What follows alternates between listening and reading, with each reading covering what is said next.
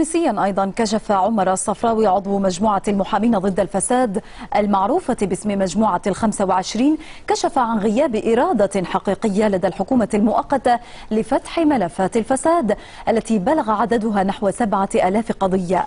وقال الصفراوي إن التباطؤ في محاسبة الفاسدين هو نوع من الحماية لهم في غياب منظومة واضحة للمحاسبة.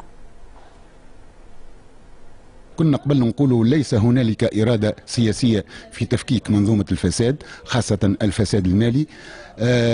الحكومة وعلى رأسها الوزير الأول يقول يعترف ضمنيا بذلك، يقول ثم تباطؤ، أما في الحقيقة ما ثم حتى أي برنامج لمكافحة الفساد ومن أجرم في حق الشعب التونسي بتبديد المال العام.